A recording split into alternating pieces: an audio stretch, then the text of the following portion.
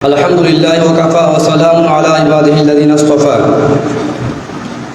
أما بعد فأعوذ بالله من الشيطان الرجيم بسم الله الرحمن الرحيم واعتصموا بحبل الله جميعا ولا تفرقوا وقال تعالى إنما يخشى الله من عباده العلماء وقال تعالى إن الدين عند الله الإسلام শতবর্ষী ঐতিহ্যবাহী কাফেলা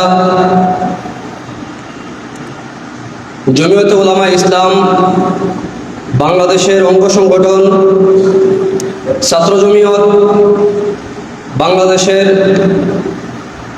অন্যতম শাখা বাবায়ে জমিয়ত আল্লামা শেখ আশরাফ আলী বিশ্বনাথী দামাত রহিমাহুল্লাহ স্মৃতি বিজড়িত জামিয়া মাদানিয়া বিশ্বনাথ ছাত্র জমিয়ত শাখার কর্তৃক আয়োজিত আজকের প্রশিক্ষণ কর্মশালায় উপস্থিত শ্রদ্ধেয় সভাপতি সাহেব,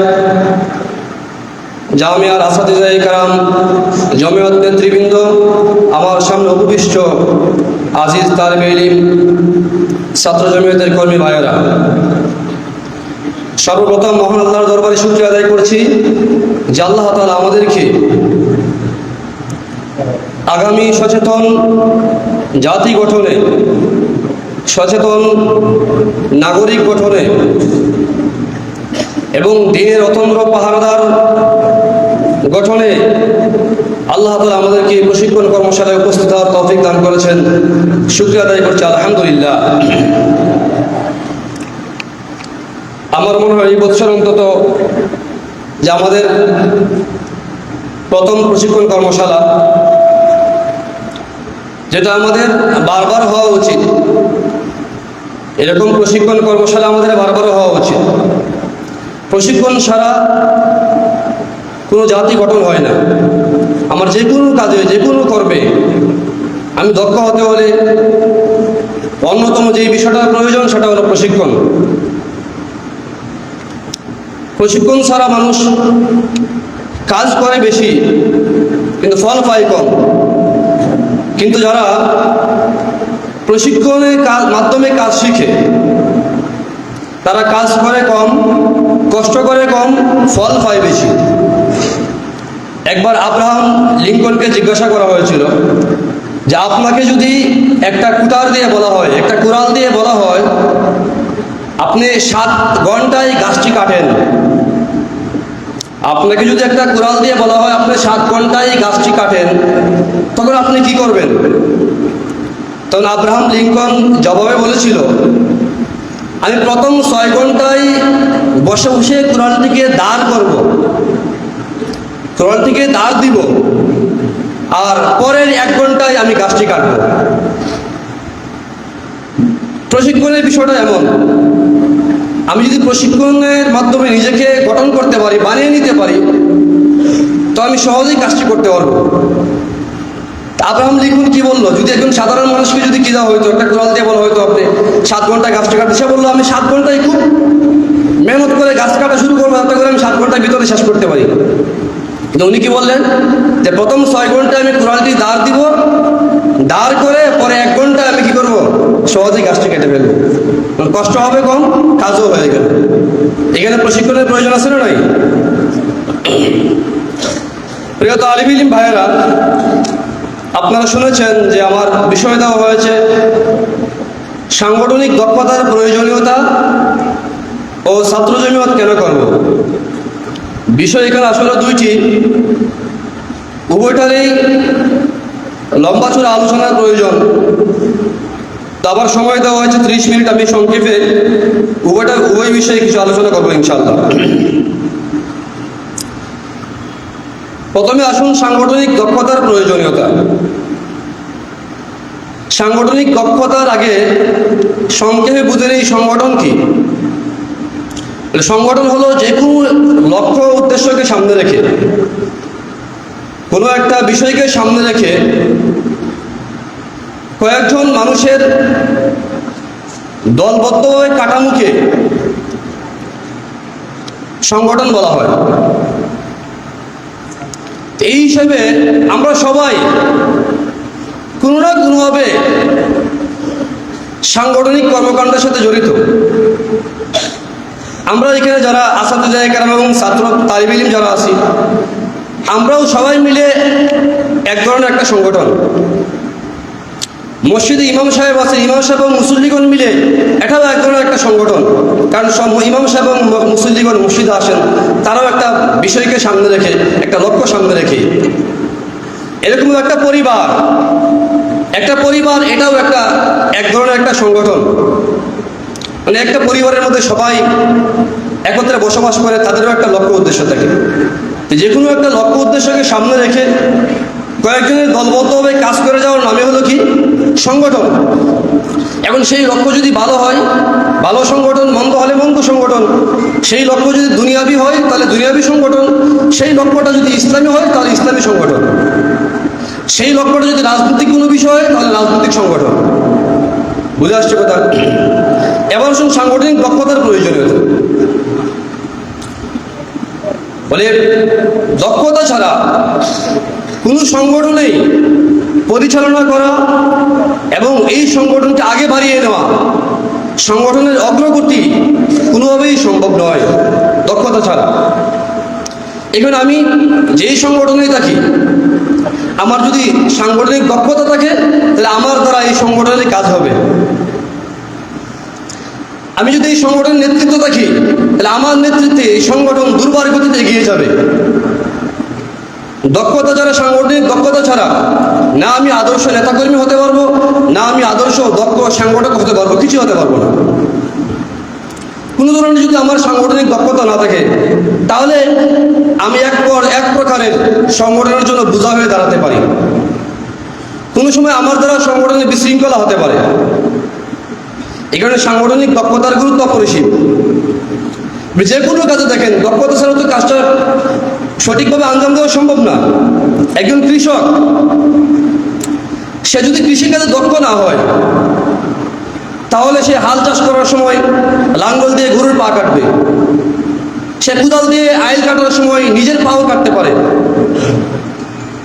একজন ডাক্তার, সে যদি দক্ষ না হয় তাহলে তার দ্বারা সুচিকিৎসা সম্ভব না। একজন ইঞ্জিনিয়ার, সে যদি দক্ষ না হয় তার দ্বারা সঠিকভাবে বিল্ডিং নির্মাণ করা কিনা সম্ভব না।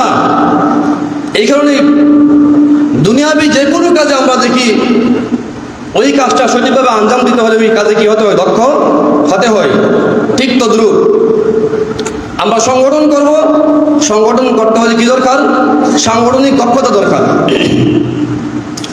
আসলে সাংগঠনিক দক্ষতা যারা অর্জন করতে পারে, সাংগঠনিক দক্ষতা যারা অর্জন করতে পারে, এরা দুনিয়ার কোনো সেক্টরে এরা টেকে না। তাকে দুনিয়াবি দিনই যে কোনো কাজে লাগানো হোক, তার যদি সাংগঠনিক দক্ষতা থাকে সে ওই কাজটা সুন্দরভাবে আঞ্জাম দিতে পারবে। একজন সাংগঠনিক দক্ষ ব্যক্তি, তার দ্বারা আদর্শ পরিবার গঠন হতে পারে, তার দ্বারা পরিবারের মধ্যে বিশৃঙ্খলা হবে না। এটা পরিবারের মধ্যে কোনো অশান্তি থাকলেও তার দ্বারা একটা সমাধান হয়ে যাবে। কেন? সে তার সাংগঠনিক জীবনে বিভিন্ন প্রতিকূলতা প্রতিরোধে সক্ষমতার পরীক্ষা দিয়েছে। বিভিন্ন প্রতিকূল পরিবেশে সে তার ধৈর্যের পরীক্ষা দিয়েছে। সে তার কর্মীদের বিভিন্ন বিষয়ে সে সমাধান দিয়েছে। এগুলো দ্বারা সে অভ্যস্ত। এই কারণে তার দ্বারা আদর্শ পরিবার ফুটে ওঠে, আদর্শ পরিবার গঠন হয়। সাংগঠনিক দক্ষ ব্যক্তি তাকে যদি ইমামতিতে লাগানো হয়, যে কোনো মসজিদে, বেদাতি এলাকা বলেন, যে কোনো এলাকা বলেন, যে কোনো প্রভাবশালী এলাকায় বলেন, তা দ্বারা সুন্দরভাবে সে ইমামতি করতে পারবে। কেন? সাংগঠনিক জীবনে সে মানুষ নিয়ে চলার অভ্যাস গড়ে তুলেছে, সমাজ নিয়ে চলার অভ্যাস গড়ে তুলেছে। এই কারণে সে সুন্দরভাবে ইমামতি করতে পারে, সে 500 মুসল্লি নিয়ে চলতে পারে। আর যদি সাংগঠনিক দক্ষতা না থাকে তাহলে দেখবেন ইমাম সাহেব সে শুধু সভাপতি এবং সেক্রেটারি নিয়ে বসে থাকে। সভাপতির রুমে বসে পান খাওয়াইবো, চা খাওয়াইবো, নিজে উঠে আসনটা সভাপতি সাহেবকে দিব, বাস মানুষ যায় বলো তার ইমামতি ঠিক আছে। কিন্তু সাংগঠনিক দক্ষ হলে তাহলে তার এরকম করতে হবে না, সুন্দরভাবে সে তার অবস্থানে থেকে তার আত্মমর্যাদা রক্ষা করে সুন্দরভাবে সে ইমামতি করতে পারবে। এই কারণে সাংগঠনিক দক্ষ হলে সর্বক্ষেত্রেই সে সফলতার সাথে কাজ আঞ্জাম দিতে পারবে ইনশাআল্লাহ। আমরা এখানে যারা আছি, আমরা সবাই ছাত্র জমিয়তের নিসবতে এখানে আসলাম। যে সময় যেহেতু কম, সংক্ষেপে বলছি যে আমাদের দক্ষতা কি, আমরা কি দক্ষতা অর্জন করব, কেন আমাদের দক্ষতা অর্জনের প্রয়োজন, আসলে দক্ষতা কি কি, সেই দক্ষতা কিভাবে অর্জন করব, এগুলো আমার বিষয়ের অন্তর্ভুক্ত হয় না। এরপরও সংক্ষেপে কিছু বলতে হয়, সময় যেহেতু কম। বলে আমাদের দক্ষতা হলো যে আমরা ছাত্র জমিয়তের লক্ষ্য উদ্দেশ্য এবং কর্মসূচি বাস্তবায়নের যে সমস্ত দক্ষতা প্রয়োজন, সেই দক্ষতাগুলো আমরা অর্জন করব। সেই দক্ষতা যদি আমি অর্জন করতে পারি, আমি ছাত্র জমিয়তের একজন আদর্শ কর্মী হতে পারবো। আমি যদি ছাত্র জমিয়তের একজন আদর্শ কর্মী হতে পারি, আমি আগামী ইসলামী রাজনীতির আদর্শ নেতা হতে পারবো। আমার দ্বারাই আদর্শ নেতৃত্ব ফুটে উঠবে। আমাদের যে কর্মসূচিগুলো আছে ছাত্র জমিয়তের কর্মসূচি থেকে, আমাদের কর্মসূচি কি বলে, 1 নম্বরে আমাদের হলো তাহজিবে নফস, ব্যক্তি গঠন। ব্যক্তি গঠনে আমি কি দক্ষতা অর্জন করব, বলে আমার ব্যক্তি হিসাবে আমাকে আদর্শ কর্মী হিসাবে গঠন করতে গিয়ে যা যা প্রয়োজন সবগুলো আমি অর্জন করব। আমার ব্যক্তি গঠনের জন্য আমার পর্যাপ্ত জ্ঞানের প্রয়োজন, আমি সেই জ্ঞান অর্জন করব। এবং আমার কর্মীদের মধ্যে ব্যক্তিত্ব ফুটে তোলার জন্য যে জ্ঞানের প্রয়োজন, সেই জ্ঞান অর্জন করব। এবং আমার ব্যক্তি গঠনে আমার যে আখলাক দরকার, আমার যে আখলাক দরকার, যে যোগ্যতা দরকার, সেগুলো আমি অর্জন করব। আর আদর্শ ব্যক্তি যাতে আমি হতে পারি, সেজন্য আমাকে দ্বিতীয় কর্মসূচি যেটা দেওয়া হলো সেটা হলো যে হুসনে খুলুক, উত্তম চরিত্র মাধুরী। আমার চরিত্র আমি কিভাবে গঠন করব, আমার মধ্যে কোন কোন ভালো গুণ থাকা চাই, আমার মধ্যে সবর কতটুকু থাকা চাই, আমার মধ্যে ইখলাস কতটুকু থাকা চাই, আমার মধ্যে রিদা বিল কাদার এই চরিত্রের কতটুকু থাকা চাই, এবং আমার মধ্যে কি কি মন্দ গুণ আছে, এই মন্দ গুণগুলো থেকে আমি কিভাবে নিজেকে রক্ষা করতে পারি, আমি কিভাবে আমার মধ্যে থেকে মন্দ গুণগুলো সরাইতে পারি, আমার মধ্যে যে ভালো গুণগুলো নাই সেই ভালো গুণগুলো আমার মধ্যে কিভাবে আনতে পারি, এগুলোর জন্য মেহনত এবং দক্ষতা আমাকে অবশ্যই অর্জন করতে হবে। আর 3 নম্বর যে আমাদের যেটা কর্মসূচি, সেই কর্মসূচি হলো খেদমতে খালক। বলে খেদমতে খালক মানব সেবা, ওই মানব সেবার মধ্যে আমার দক্ষতা প্রয়োজন। আমার শুধু টাকা হয়ে গেল আর আমি মানব সেবা করতে পারবো, বিষয়টা এমন না। আমার টাকা আছে, আমি মানব সেবা কিভাবে করব? আমার এলাকার মধ্যে 20 জন গরিব আছে, 10 জনকে টাকা দেওয়ার মতো, সহায়তা করার মতো আমার সামর্থ্য আছে। ওই 20 জনের মধ্য থেকে আমি 10 জনকে কিভাবে বাছাই করব?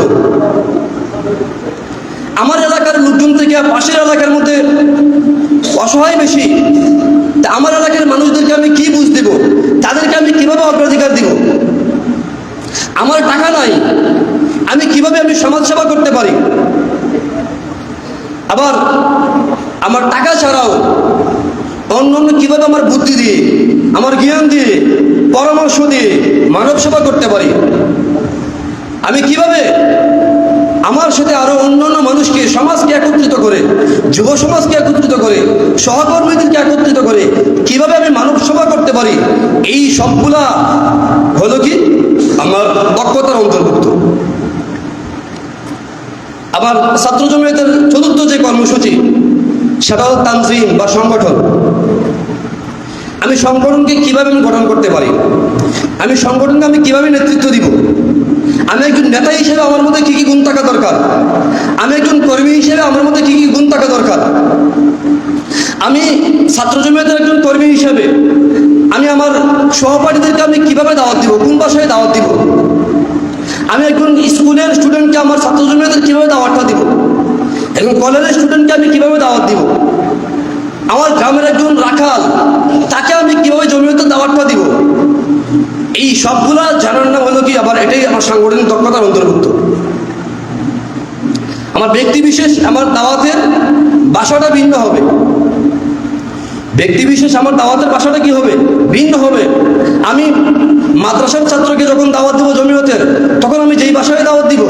আমি যদি কলেজের ছাত্রকে আবার তাকেই কি আমি ওয়াতাসিমু বিহাবলিল্লাহ বলে আমি দাওয়াত দিই, আবার গরু রাখালকে যদি আবার ওই আলাইকুম বিল জামা এই হাদিস দিয়ে দাওয়াত দিই, তাহলে তো সহজে সে বুঝবে না। ব্যক্তি বিশেষ আমার জমিয়তের দাওয়াত কোন ধরনের ব্যক্তিকে আমি কিভাবে দাওয়াত দিব, সেই দক্ষতা অর্জন করতে হবে। আমার পঞ্চম যে কর্মসূচি, যে দাওয়া ইলাল্লাহ, আল্লাহর দিকে আহ্বান, আল্লাহর দিকে আহ্বান, বলে আল্লাহর দিকে আহ্বান করতে হলে আমি যখন আল্লাহর দিকে আহ্বান করতে যাবো, তখন আমি হবো একজন দায়ী। তখন আমি দায়ী হিসেবে আমার মধ্যে কি গুণ থাকা দরকার, আমার মাদউ, যে আমি যাকে দাওয়াত দিব তার অবস্থাটা আমি কিভাবে পর্যবেক্ষণ করব, সে কোন পরিবেশে আছে, সে কোন ঘরানার মানুষ, সে কোন চরিত্রের মানুষ, এই সবগুলো তাকে দাওয়াত দেওয়ার আগে এগুলো আমাকে অর্জন করতে হবে। আমার মাথায় থাকতে হবে। আমার যদি মাথায় থাকে এই লোকটা কোন বংশের, এর চরিত্রটা কেমন, এর ধনী না গরিব, এর ধার্মিক না অধার্মিক, সে দিনই বিষয় সে জানতে চায় না জানতে চায় না, এই সমস্ত বিষয় যখন আমার মাথায় থাকবে, তখন আমি তাকে দাওয়াত দিতে সহজ হবে, আমার দাওয়াতটা সহজে ফলপ্রসূ হবে। এই সবগুলো জানার নাম হলো সাংগঠনিক দক্ষতা অর্জন। তা আমরা শুধু বসে না দেখে আমি জমিয়তের কর্মী হয়ে গেলাম, আমি জমিয়তের সদস্য হয়ে গেলাম, আমি জমিয়তের পদ পাইলাম, শুধু এইগুলো নিয়ে বসে থাকলে হবে না, কাজ করতে হবে, কাজ করতে হবে। তাহলে আমরা সংক্ষেপে আশা করি আমরা বুঝতে পারলাম যে আমার জীবনে সাংগঠনিক দক্ষতার প্রয়োজন। বিশেষ করে আমি যখন কোনো সংগঠনে জড়িত হব, দুনিয়াবী সংগঠন হোক, দিনী সংগঠন হোক, রাজনৈতিক সংগঠন হোক, অরাজনৈতিক সংগঠন হোক, আমার সাংগঠনিক দক্ষতার অবশ্যই কি আছে, প্রয়োজন আছে।